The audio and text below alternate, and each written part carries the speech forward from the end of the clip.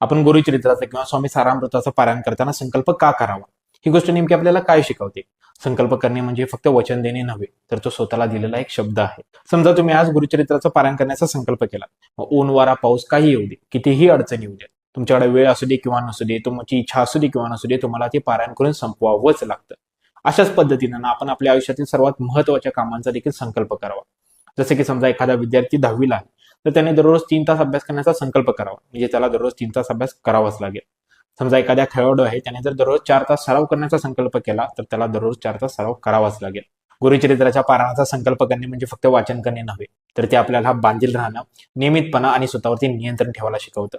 हिंदू धर्मातील प्रत्येक गोष्टीला काही ना काहीतरी कारण आहे. हिंदू धर्मातील प्रत्येक रीतिरिवाज आपल्याला काही ना काहीतरी चांगली शिकवण देतो.